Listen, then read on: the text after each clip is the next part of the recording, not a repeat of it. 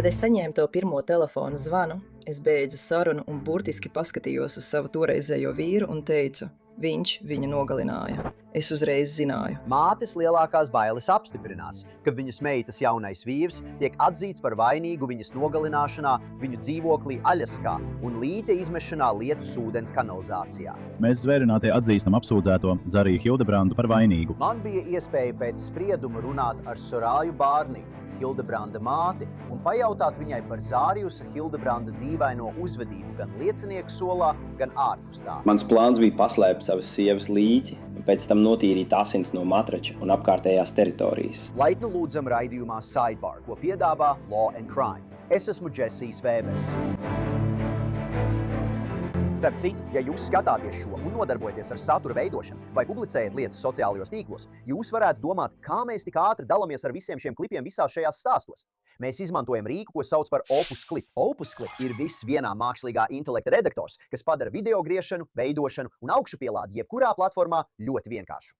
Ar mākslīgā intelekta palīdzību Opus Clip ģenerē papildkadrus. Tas pārkārto video materiālu un pat uzlabo audio kvalitāti. Tas ir tik vienkārši. Jums tikai jāapmeklē opus.pro vai opus.pro/sidebar. Jūs reģistrējaties, augšupielādējat, un dažu minūšu laikā jums būs perfekti rediģēti klipi, kas gatavi TikTok, Shorts, Reels. Opus Clip patiešām ir jūsu viss vienvieta. Tāds rīks kā Opus Clip nozīmē, ka mūsu producenti var jums nekavējoties sniegt plaši izplatāmus jaunumus no tiesas zāles. Tas ir visspēcīgākais rīks, lai dalītos ar idejām un rediģētu kā profesionāls. Tāpēc dodieties uz opus.pro/opus.pro/run, lai saņemtu 1 nedēļu bez maksas un pēc tam 50% atlaidi. ASV armijas karavīrs Aļaskā ir atzīts par vainīgu savas jaunās sievas nogalināšanā, nošaujot viņu pēc nakts, kurā tika svinēta viņa 21. dzimšanas diena. Zvērinātie atzina Zāriju Hildebrandu par vainīgu mazāk smagā apsūdzībā, 2. pakāpes slepkavībā, pēc aptuveni 10 stundu apspriešanās. Mēs pirmo reizi jums stāstījām par šo lietu. Mēs pirmo reizi jums stāstījām par Hildebrandu un viņa sievu Sorāju, gatavojoties viņa tiesas procesam. Mēs sniedzām jums ieskatu par to, kā tas izskatīsies. Taču 2 nedēļu laikā mēs uzzinājām daudzus šokējošus jaunumus par attiecībām un īpaši par pašu Hildebrandu. Kad Hildebrands izvēlējās liecināt pats savā aizstāvībā, bija ko redzēt. Viņš liecināja par visu, sākot no krāpšanas sievai līdz satraucošiem meklējumiem telefonā. Tas viss bija pilnībā redzams. 2023. gada augustā Hildebrands ziņoja, ka viņa sieva, 21 gadu vecā Sorāja, ir pazudusi.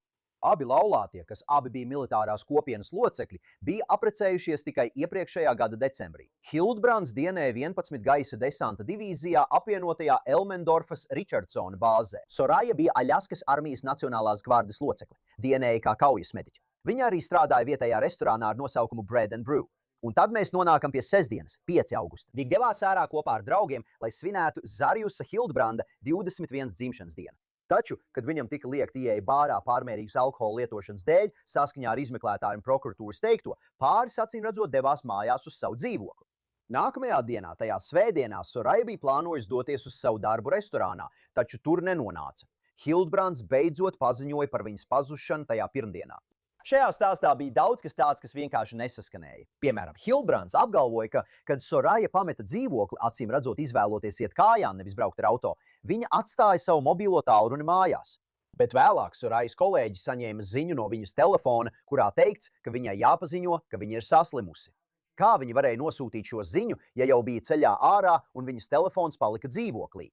Saskaņā ar kriminālu sūdzību Hildebrands noliedza, ka būtu sūtījis šo īsziņu, taču īsti nevarēja izskaidrot, kā tā iekļaujas viņa policijai sniegtajā laika grafikā. Tika izveidotas vairākas meklēšanas grupas, kurās piedalījās militāri personas, brīvprātīgie no kopienas, kā arī Sorājas mamma Meredita Bārnija. Arī mums bija iespēja ar viņu parunāt. Tagad atskaņošu šo interviju.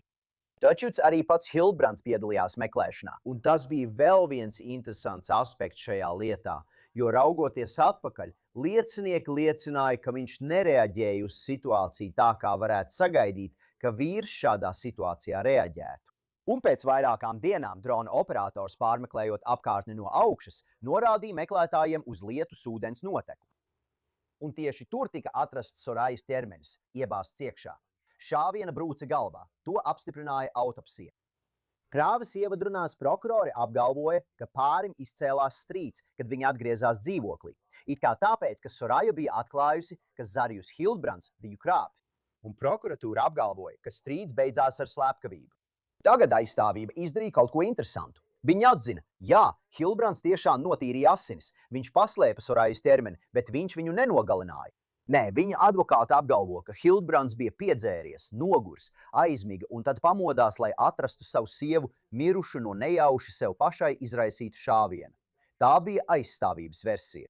Tagad es jums atskaņošu visu šo interviju, bet vispirms vēlos atskaņot tikai daļu no tās. Jo vēlreiz, es aprunājos ar Mereditu Bārniju, Sorajas māti, un jautāju viņai par Zāriju Hildbrandu.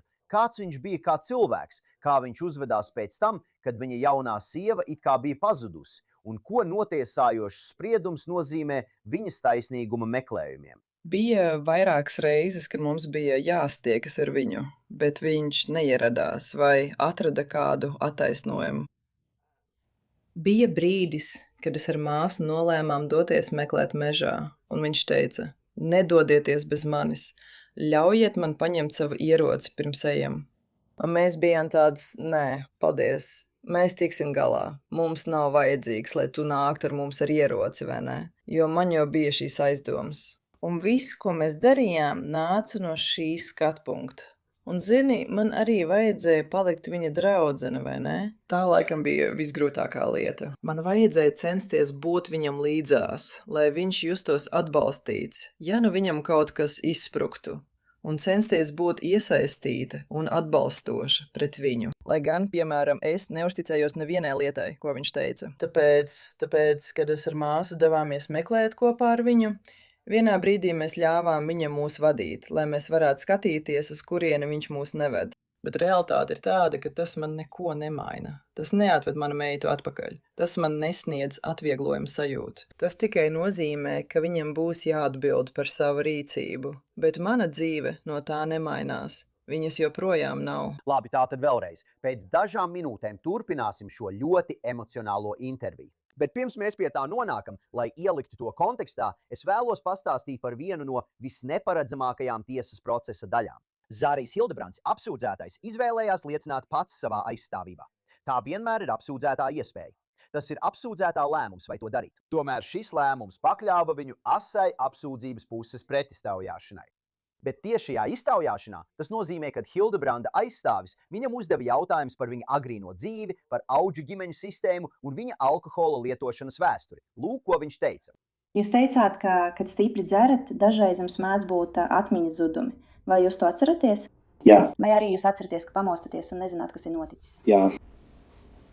Vai jūs kādreiz skatītos video ar sevi darot lietas, kuras neatceraties darījuši? Dažreiz jā. Parasti pēc nakts, kad neatcerējos, kas noticis, es pārskatīju savu telefonu. Un tā bija mana parastā vai ierastā rīcība.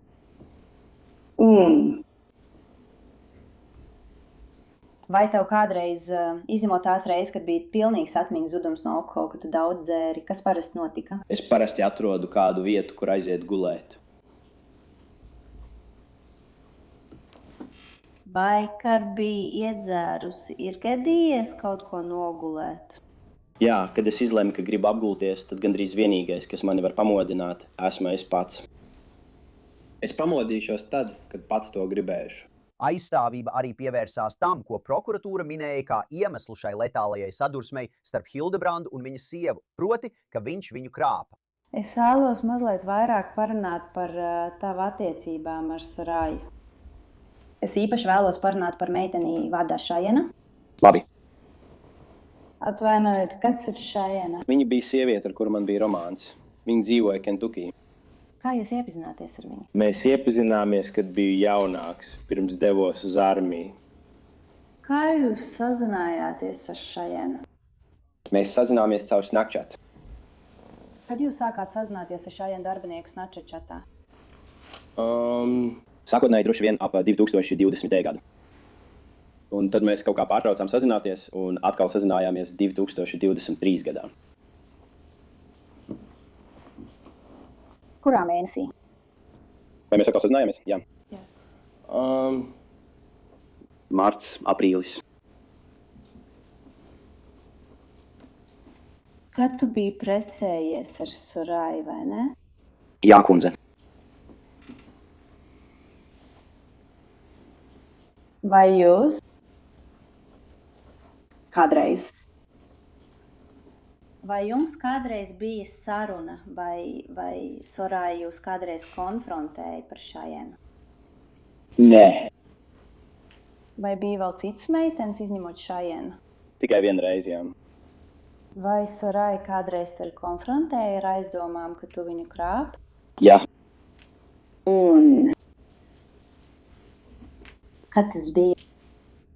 tas varētu būt bijis ap 2023. gada aprīli vai maiju. Kā tu vari atcerēties to datumu? Kā? Jā. Man mēdz būt tā, ka izmantoju, kad dodos uz lauka, lai it kā atzīmētu savus gadus. Un mēs nesen bijām devušies un atgriezāmies no lauka. Tātad, kad jūs pēdējo reizi bijāt mācībās laukā 2023. gadā? 2023. gada jūlijas. Un pirms 2023. gada jūlija apmācībām laukā, kad bija iepriekšējā reize, kad bijāt laukā? 2023. gada februāris līdz marts. Tās bija diezgan plašas mācības. Cik nedēļas tas ilga? 5. Kur tas notika? Tas bija, es teikšu, Fairbanksā, jo es īsti nepārzinu iekšzemi, bet tas bija, es atceros, ka mans telefons rādīja atrašanās vietu Ziemeļpolā. Vai tu paņēmi savu telefonu līdzi uz apmācībām? Man tas bija līdzi, bet, kad mēs iegājām tā sauktajā kastē, telefoni tika izslēgti, jo tā bija ļoti nopietna apmācību vide. Un vai Soraya pēc tam tevi konfrontēja par savām aizdomām par krāpšanu? Februāra un mārta lauka apmācības Fairbanksā. Jā, viņi to izdarīja.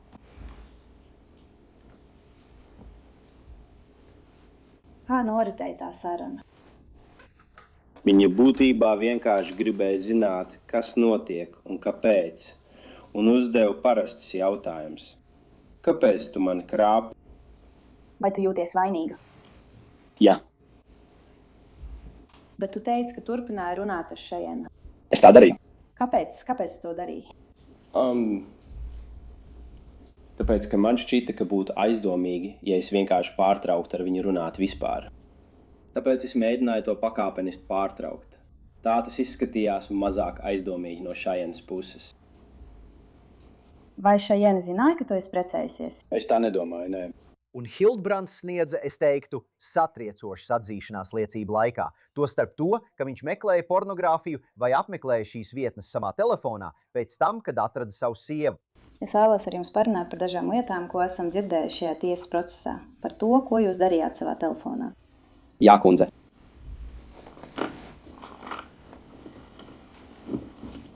Vai kādā brīdī šajā laikā jūs skatījāties pornogrāfiju savā telefonā? Jā, kundze. Kāpēc jūs to darījāt tajā brīdī? Es mēģināju atrast mierinājumu lietās, kas iepriekš man to sniedz. Un vai pornogrāfija ir kaut kas tāds, kurā tu iepriekš esi atradusi mierinājumu? Jā, kundze.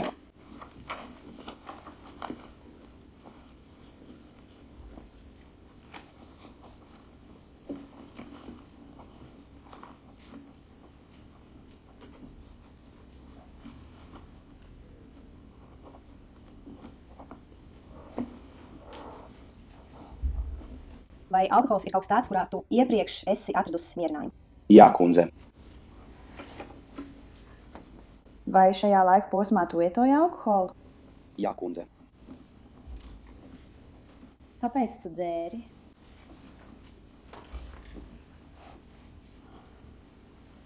Es vienkārši negribēju būt skaidrā. Jā, Hildbrands precīzi izklāstīja, ko viņš pēc paša teiktā darīja pēc tam, kad, kā ziņots, pamodās un atrada mirušo Soraju blakus sev. Mans plāns bija paslēpt savu sievas līķi un pēc tam notīrīt asins no matrača un apkārtējās vietas. Tāpēc es pieiešu ar štata 6 no tiem 36.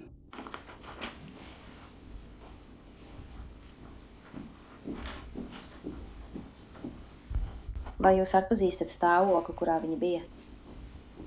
Jā, kundze.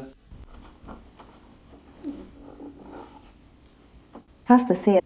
Tas ir čeks no Freda Maiers par precēm, ko es iegādājos. Ko tu iegādājies? Ūdeņraža pārskābi, dezodorantu, smidzināmo pudeli un vātes kociņus. Kāpēc tu pirki šīs lietas? Ūdeņraža pārskābi un smidzinātājs bija domāti, lai palīdzētu notīrīt apkārtējās vietas un matraci. Un tad man vienkārši vajadzēja dezodorantu un vates kociņus. Kas tev tajā brīdī bija prātā? Kāds bija dienas laiks, kad tu veici šo pirkumu Zarī? Vakara sākumā 6:12. Tā ir rakstīts čekām. Un kas tev bija prātā, kad tu devies uz Freda Maiera veikalu pēc šīm lietām?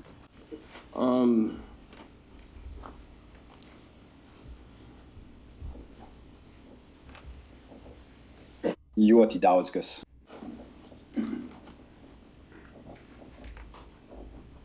Vienkārši. Kā? Daudz nejutīguma. Es vienkārši nezināju, ko just. Es jūtu visu, un es vienkārši zināju, ka nākamā diena būs smaga. Tāpēc, ka man vajadzēja.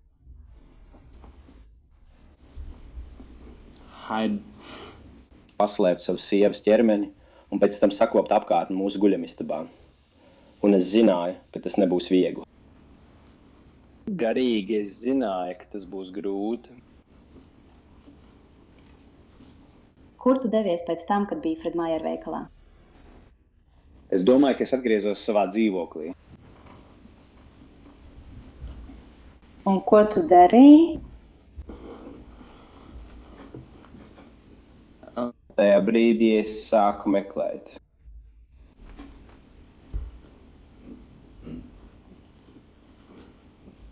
Es sāku domāt, kā es pārvietošu savas sievas ķermeni. Kas tev notiek galvā?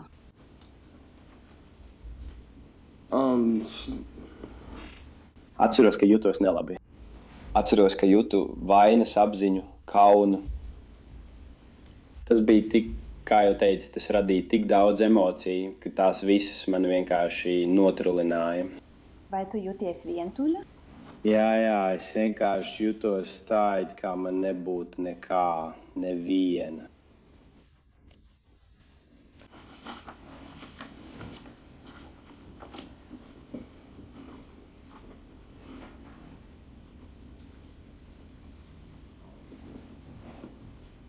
Vai tu atceries, vai tu devies kaut kur pēc tam, kad atgriezies dzīvoklī no Freda Maiera? Jā, kundze, es devos uz Lowe's. Šī bija ar štata stabilitāti 266.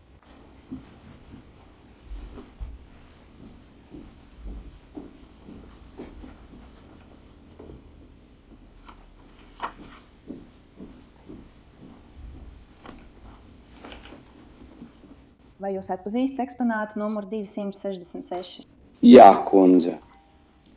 Kas ir eksponāts numuru 266? Tā ir kvīts par atkritumu tvertni. Ko? Labi.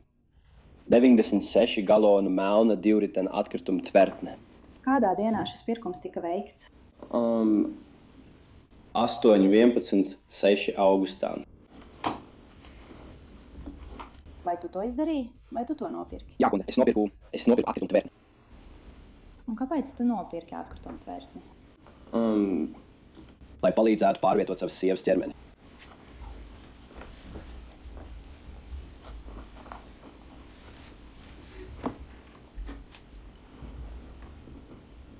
Vai tu joprojām šobrīd jūties sastindzis? Nezinu, vai sastindzis ir pareizais vārds. Emocionāli pārslodze, manuprāt, ir labāks apraksts. Un vai tu devies mājās? Jā, kundze. Pēc tam, kad biji Lowe's veikalā? Jā, kundze. Ko tu sāki darīt? Es sāku uzkopt savu dzīvokli. Tavu dzīvokli? Jā, kundze.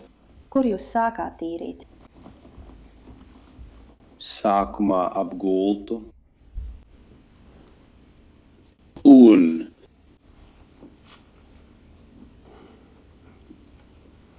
Pēc tam es pārvietoju savu sievu atkritumu tvertnē, un tad es sāku tīrīt gultu.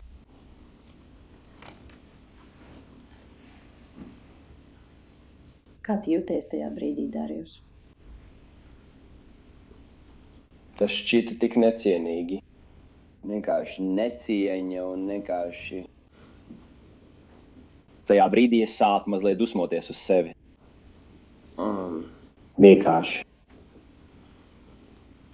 Šī necieņa, dusmas, un tad vēl vairāk kauna, vēl vairāk nodevības. Bet tad jūs nonākat pie krustpratināšanas. Krustpratināšanas laikā prokurors panāca, ka Hildenbrands atzīst kaut ko ļoti svarīgu. Viņš nav pārliecināts, vai tiešām bija tas, kurš nospieda sprūdu vai ne. Jūs liecinājāt, ka uzturējāt šo sarežģīto melu stāstu par to, ka jūsu sieva ir pazudusi. Un visiem teicāt, ka viņa ir pazudusi, jo citādi cilvēki pieņemtu pašu sliktāko. Jā, kundze. Kas ir pats sliktākais? Situācija, kurā esmu tagad, Kas ir pats sliktākais? nonāk cietumā.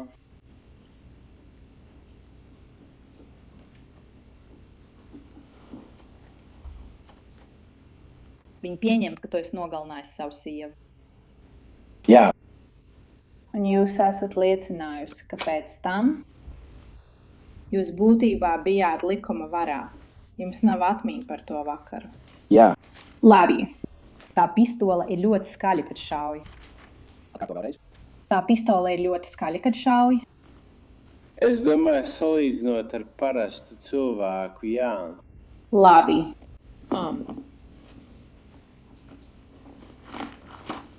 Ko tu domā ar parastu cilvēku? Cilvēkam, kurš nav šāvis ar artilēriju, viņam šķiet, ka 9 mm pistoles skaņa ir skaļa, bet Un tu gāji gulēt blakus savai sievai? es nevaru te pateikt droši, jo neatceros. Labi. Un tev nebija ne jausmas, kas bija noticis līdz nākamajam rītam. Jā, kundze. Neskatoties uz to, ka kaimiņš, tas ir tikai apmēram 25 metrus tālāk, dzirdēja šā ieroča šāvienu. Kādā virzienā jūs dodaties? Istabā, labi. Kā jūs zinat, kungs, ka viņi jūs nekonfrontēja ar tiem Instagram un Snapchat ziņojumiem? Un jūs nelikāt viņai pie galvas ieroci un neteicāt, ka viņu nogalināsiet? Kā jūs zinat, ka nebijāt tas, kurš nospied mēlīti? Es nezinu. Labi. Jūs nezināt. Nē, kundze. Jūs vēlaties, lai zvērinātie tic, ka viņi to izdarīja pati sev? Iebildoms? Abas. Tas nav atkarīgs no manis, kam zvērinātie tic. Labi, neskatoties uz to, ka viņi citādi bija laimīgi jūsu laulībā. Jā. Jā. Un plānoja savu nākotni. Jā. Un tavu nākotni. Jā. Mēģināja pavadīt jauku vakaru ar tevi tavā dzimšanas dienā. Un bija tev piedevusi par neusticību izziņās pagātnē. Vai ne? Jā. Labi. Tātad tu nezini, vai tu viņu nogalināji vai ne. Vai vari pārformulēt šo jautājumu? Tu nezini, vai tu viņu nogalināji vai ne.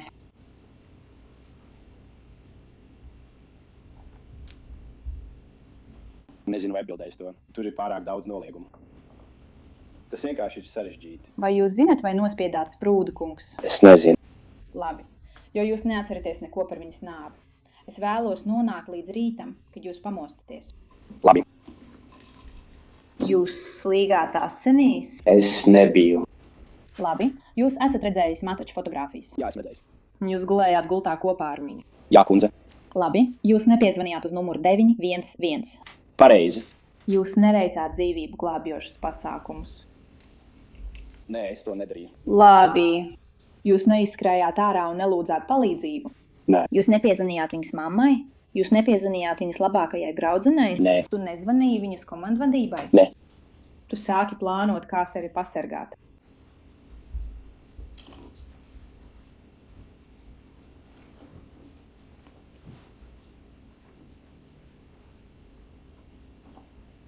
Es to neizteiktu tādā veidā, bet... Tu sāki plānot, kā atbrīvoties no viņas līķa. Es sāku plānot, ko darīšu tālāk. 12 zvērinātajiem bija uzdots noteikt, vai Zārijus Hildebrands ir vainīgs vai nav vainīgs. Viņam tika izvirzītas 4 apsūdzības, 2 par pierādījumu sagrozīšanu, 1 par pirmās pakāpes slepkavību un 1 mazāk smaga otrās pakāpes slepkavību. Un pēc aptuveni 10 stundu apspriešanās zvērinātie pieņēma savu spriedumu. Mr. Hills, lūdzu piecelieties, tas brūnais.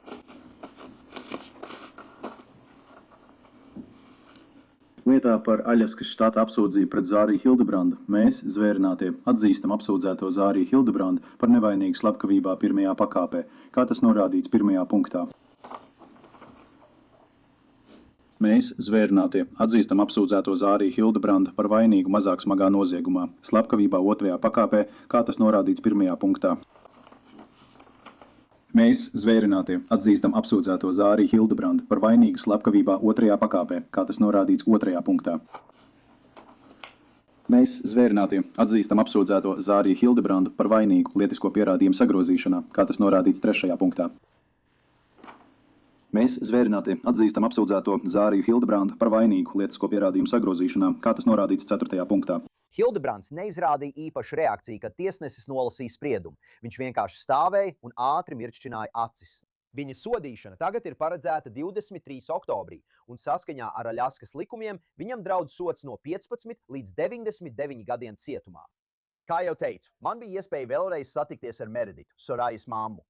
Un šī bija patiešām atklājoša intervija, vairāku dažādu iemeslu dēļ, jo viņa runāja par dažādiem šīs lietas aspektiem. Un vēl vairāk, viņi runāja par savu meitu un par zaudējumu, ko izjūt kopiena, viņa pati, draugi un ģimene. Tā bija patiešām svarīga saruna. Paskatieties, Meredita, liels paldies, ka pievienojāties. Prieks jūs satikt. Man ir ārkārtīgi žēl par jūsu zaudējumu un par to, ko jūs un jūsu ģimene pārdzīvojat un joprojām pārdzīvojat. Un es zinu, ka tas viss ir ļoti sāpīgi, jo mēs runājam tieši tagad uzreiz pēc sprieduma. Es vēlos sākt tieši ar to. Kāda ir jūsu reakcija uz to? Es domāju, tas ir tieši tas, ko es gaidīju. Es domāju, ka pirmās pakāpes slepkavību ir grūti pierādīt šādā lietā. Tāpēc es būtībā arī domāju, ka balstoties uz pierādījumiem, mēs iegūsim apsūdzību 2. pakāpes slepkavībā.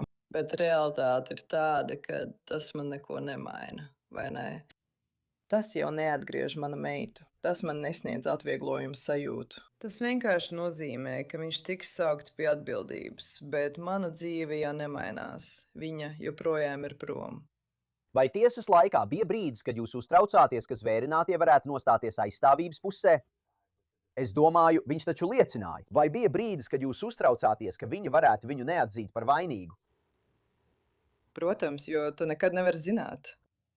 Tas ir cita cilvēka rokās, un pietiek ar vienu cilvēku, lai zvērinātie nespētu vienoties. Tāpēc jā, šīs bailes visu laiku bija klātesošas.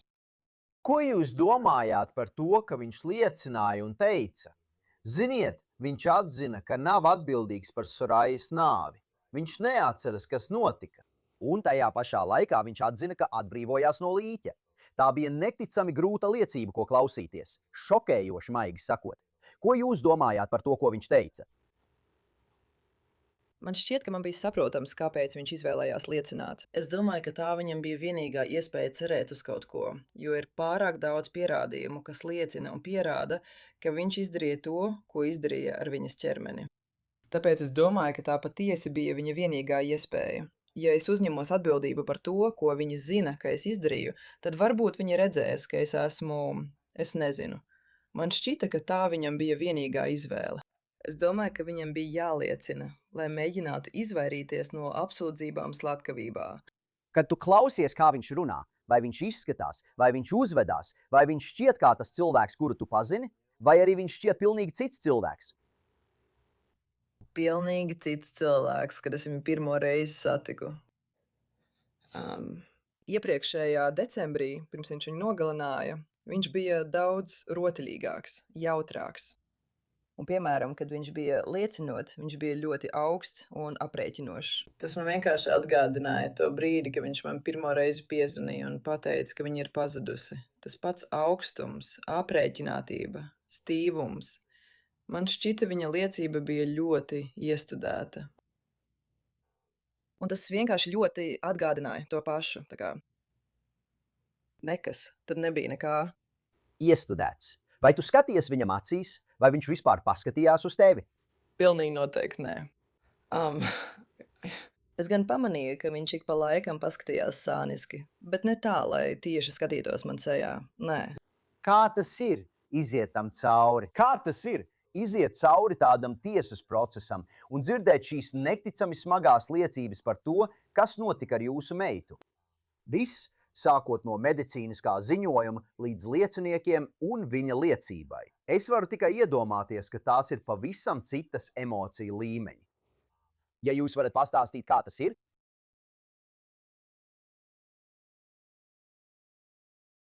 Es pat nezinu, vai ir vārdi, kas to var aprakstīt. Tas bija tik surreāla pieredze.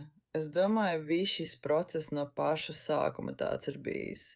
Un noteikti ir brīži, kad tevi pārņem sajūta Dievs, vai šī tiešām ir mana īstā dzīve, vai tas patiešām notiek ar mani. Vai arī sajūta, ka tu patiešām esi kādā televīzijas šovā.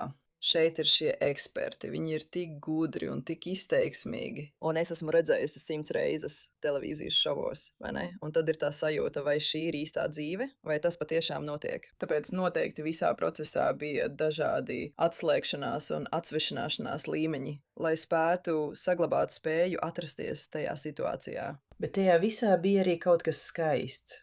Dzirdēt, kā cilvēki runā par manu meitu. Un tas, ka viņi varēja dalīties savās atmiņās par viņu, man vienmēr būs ļoti īpaši. Tā kā vienkārši kaut kas skaists šajā murgā, bet tas bija neticami, tas bija grūti. Es nezinu, vai es būtu varējis izturēt vēl vienu dienu, dzīvojot tajā neziņas un emocionālo kāpumu un kritumu stāvoklī, un cenšoties palikt tajā, bet Kāda atsaucība esi saņēmis? Es domāju, tu dzirdi tik daudz cilvēku runājam ar tik lielu mīlestību par Soraju. Vai kopiena nāca tevi atbalstīt? Vai draugi, ģimene nāca tevi atbalstīt? Kāda ir tā atbalsta sistēma, kas tev ir bijusi? Un zini, tu dzirdi cilvēks runājam ar tik lielu mīlestību par tavu meitu, un pat man, lasot par viņu, viņu šķita tik neticams cilvēks. Vai tevi pārsteidz uzzināt kaut ko jaunu par viņu? Vai esi saņēmis daudz atbalsta? Kā tas ir bijis? Es esmu saņēmusi daudz atbalsta. Man paveicās, ka 2 no maniem tuvākajiem draugiem atbrauca šurp. Mani vecāki bija šeit. Mani brāļi un māsas bija šeit. Mans dēls bija klāt visu laiku. Viņš izlaida tās dienas, kad rādīja bildes. Bet tik daudzi cilvēki izrāda atbalstu, pat tādi, kurus es nemaz nepazīstu. Kopš paša sākuma, kopš tas viss sākās, ir bijis tik daudz atbalsta un tik daudz cilvēku, kas atbalsta mani un manu ģimeni. Tas ir lieliski, tas ir lieliski. Kāda bija Soraja? Zini, dažreiz tas šādos gadījumos pazūd. Tik daudz tiek runāts par tiesu, pierādījumiem, aizstāvību un argumentiem. Pazūd tas, kāds cilvēks viņa bija. Kāda viņa bija? Ko tu gribi, lai cilvēki zina par Soraju? Viņa bija brīnišķīga. Viņa bija ļoti jautra. Viņa bija tik empātiska un līdzjūtīga. Un es domāju, viņa bija ļoti mērķtiecīga. Viņa patiešām vēlējās kaut ko sasniegt savā dzīvē. Viņa bija ļoti tuva mūsu ģimenei. Viņa vienkārši bija tāda, es biju tik lepna par viņu. Viņai nebija viegla dzīve, bet viņa vienmēr bija tik laimīga, vienmēr gatava palīdzēt kādam, vienmēr smējās, vienmēr centās radīt labu noskaņojumu. Ja tu pavadīji laiku ar Soraju, tu zināji, ka tev būs jautri. Viņa šķita ne tikai neticami laba un jautra cilvēka, kā tu teici, bet arī ļoti mērķtiecīga. Kādas bija tavas attiecības ar viņu? Mēs bijām ļoti tuvas. Es paliku viņas gaidībās, kad man bija 17 gadi, un tāpēc mēs tiešām bijām gandrīz izaugām kopā. Tāpēc mums bija ļoti, ļoti cieša saikne. Viņa bija tik līdzīga man. Tas mani gan biedēja, gan darīja laimīgu vienlaikus. Vai atceries pēdējo sarunu, kas tev ar viņu bija? Jā, es runāju ar viņu tajā vakarā, kad viņa devās svinēt viņa dzimšanas dienu. Un mēs vienkārši runājām par... Viņa man teica, ka ir sajūsmā. Viņa bija tik ļoti aizrāvusies ar to gurķu plauktu. Tāpēc mēs daudz par to runājām un bijām patiešām sajūsmā, jo mēs runājām par lietām, ko viņa vēlējās darīt, jo mēs bijām. Mums bija plānots doties uz Aļasku 2 nedēļas vēlāk, uz mana dzimšanas dienu, lai pavadītu nedēļu kopā ar viņu. Tāpēc mēs daudz runājām par to, ko mēs darīsim, uz kādiem restorāniem viņa grib mūs aizvest. Bija tik daudz satraukuma. Kad pēdējo reizi ar viņu runāju, viņā bija tik daudz prieka un gaidu par nākotni. Tas bija gluži kā parasta saruna ar viņu, bet mēs bijām sajūsmā. Vai viņa tajā laikā jebkad teica, ka viņai ar Zariju ir kādas problēmas? Es domāju, kaut kas tāds.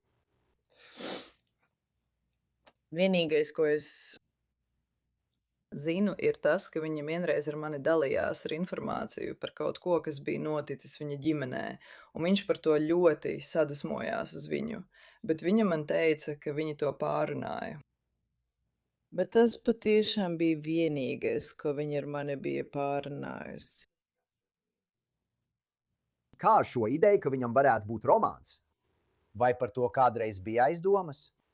Nē, viņa man to nekad nestāstīja, jo zina, ka man būtu spēcīgas emocijas par to. Protams, saprotams. No manas puses tas mani personīgi nepārsteidz.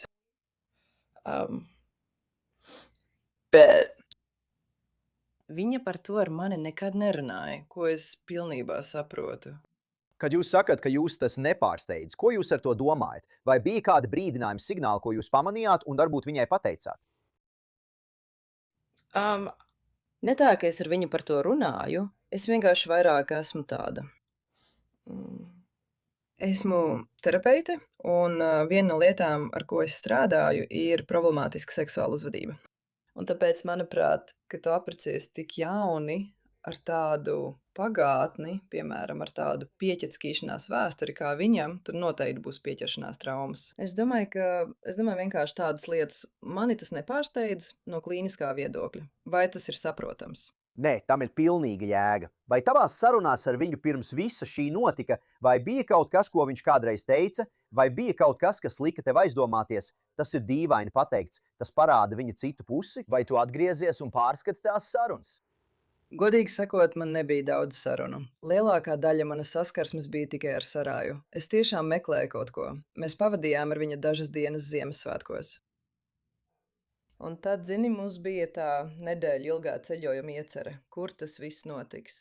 Godīgi sakot, es gribēju pārbaudīt, kā viņai klājas, un paskatīties, kā viņa jūtās, jo viņa bija tik jauna, kad apprecējās. Bet arī, lai vairāk iepazītu viņu, jo ar Saraju es runāju katru dienu. Ar viņu gan es noteikti nerunāju katru dienu. Atgriežoties pie kaut kā, kad es pirmo reizi sāku pētīt šo lietu un lasīju par to, ziniet, man ļoti izcēlās jūsu sarunas ar viņu pēc tam, kad viņš, ziniet, tas man ļoti izcēlās. Es vēlētos, lai jūs to paskaidrotu sīkāk. Bija kaut kas dīvains tajā, kā viņš uzvedās, kā viņš izturējās. Un tagad, atskatoties atpakaļ, tu saproti, ka viņš pilnībā tēloja pēc tam, kad, ziniet, Soraja pazuda, vai ne? Vai jūs varat pastāstīt mums par to, kādas bija šīs sarunas? Atskatoties atpakaļ, jūs teicāt, ka tas bija ļoti augsts aprēķināts. Ko viņš darīja? Ko viņš teica? Tas vairāk bija par to, ko viņš teica, kas likās neprātīgi. Kad es saņēmu to pirmo telefonu zvanu, es beidzu sarunu un burtiski paskatījos uz savu toreizējo vīru un teicu, viņš viņu nogalināja.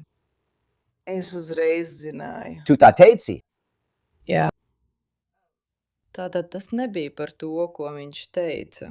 Jā, viņš bija ļoti robotisks un nepiekāpās no sava stāsta, bet vairāk bija par to, ko viņš neteica un ka viņš neieradās.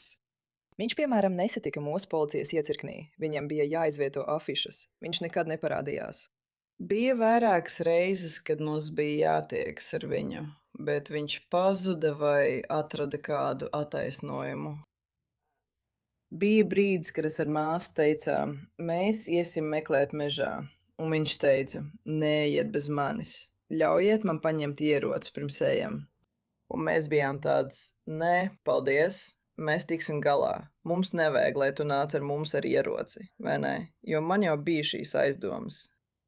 Un tā kā viss, ko mēs darījām, nāca no šī skatu punkta. Un, zini, man arī vajadzēja uzturēt ar viņu draudzīgas attiecības, vai ne? Tā laikam bija visgrūtākā lieta. Man vajadzēja censties būt viņam līdzās, lai viņš justos atbalstīts, ja nu viņam kaut kas pasprūk, un censties būt iesaistīta un atbalstoša pret viņu. Pat ja, piemēram, es neusticējos nevienam viņa teiktajam vārdam. Tāpēc, kad es ar māsu devāmies meklēšanas grupā kopā ar viņu, vienā brīdī mēs ļāvām viņam mūs vadīt, lai mēs varētu skatīties, kur viņš mūs neved.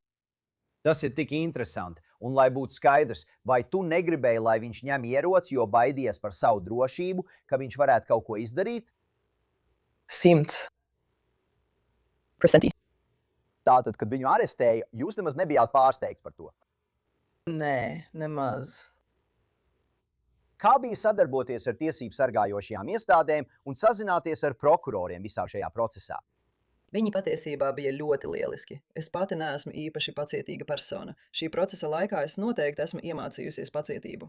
Bet, zini, detektīvs Klārks bija brīnišķīgs. Viņš bija lielisks jau no paša sākuma. Detektīva Olbi arī bija lieliska. Viņi abi bija tik lieliski. Un tad Britnija Dunlopa un Keila, viņas visu šo laiku ir bijušas lieliskas. Es varēju dzirdēt viņu aizrautību un to, kā viņi runāja. Man vienmēr ir miljons jautājumu, un es vēlos būt visā iesaistīta. Un viņi nekad neizrādīja aizskaitinājumu par mani vai manu vēlni vākt datus un informāciju. Un tas bija lieliski, bet arī nomācoši, jo process bija tik ilgs.